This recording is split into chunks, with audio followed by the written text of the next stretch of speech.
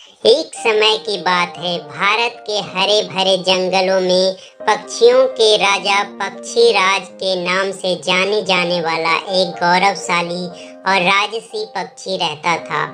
पक्षीराज की राजसी पंखुड़ियां और शक्तिशाली पंखों के कारण जंगल के सभी पक्षी उसकी प्रशंसा करते थे। वह अक्सर अपनी ताकत और सुंदरता का घमंड करता था। एक दिन जब पक्षीराज एक शाखा पर बैठा हुआ था, तब उसने टुनटुनी नामक एक छोटी विनम्र पक्षी को देखा। टुनटुनी अपनी सुरीली आवाज और विनम्र स्वभाव के लिए जानी जाती थी। उसके पंखे सादे थे और वह अपने सादे जीवन से संतुष्ट थी।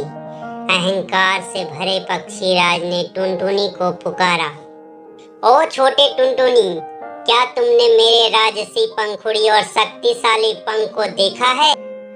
मैं पक्षियों का राजा हूँ और इस जंगल में हर कोई मेरी प्रशंसा करता है। तुम्हें किस बात पर घमंड है? चेहरे पर मुस्कान के साथ टुनटुनी ने उत्तर दिया, प्रिय पक्षीराज, आप वास्तव में शानदार हैं और आपकी सुंदरता और ताकत बेजोड़ है, लेकिन मेरा मानना है कि सच्ची महानता किसी के चरित्र और कार्य में निहित है, ना कि केवल दिखावे में। पक्षीराज ने अहंकार पूर्वक हंसते हुए कहा, चरित्र और कार्य क्या बकवास है। यह मेरी ताकत और सुंदरता है जो मुझे महान बनाती है। टुनटुनी ने सिर हिलाया और कहा, आइए यह निर्धारित करने के लिए एक दोस्ताना प्रतियोगिता करें कि वास्तव में महान कौन है। हम दोनों एक एक कार्य करेंगे और जंगल के पक्षी निर्णय करेंगे कि विजेता कौन है। प्रतियोगिता देखने के लिए उत्सुक होकर जंगल के सभी पक्षी चारों ओर एकत्रित हो गए।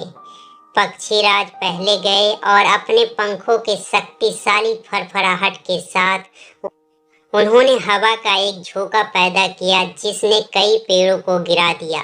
पक्षी पक्षीराज की यह भयानक रूप देखकर डर से कांपने लगे।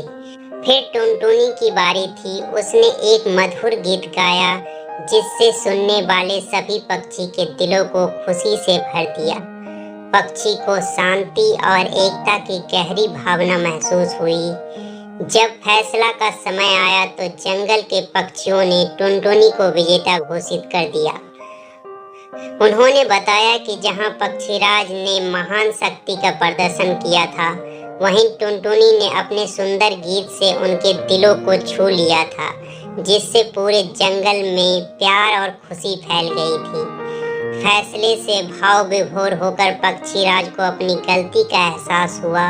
उन्होंने टुनटुनी से कहा, आप सही हैं टुनटुनी, सच्ची महानता केवल ताकत से नहीं मापी जाती, बल्कि दूसरों पर हमारे सकारात्मक प्रभाव से मापी जाती है।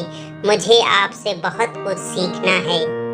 उस दिन के बाद से पक्षीराज अधिक विनम्र और दयालु पक्षी बन गया और पक्षीराज और टुनटुनी सबसे अच्छे दोस्त बन गए।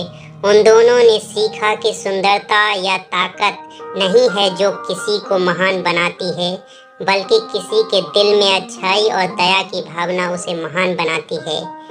कहानी से हमें यही सीखने को मिलता है कि सच्ची महानता किसी के चरित्र और दूसरों पर पड़ने वाले सकारात्मक प्रभाव से मापी जाती है, ना कि बाहरी दिखावे या अहंकार। और फिर मिलते हैं आपसे एक और ऐसी ही कहानी के साथ।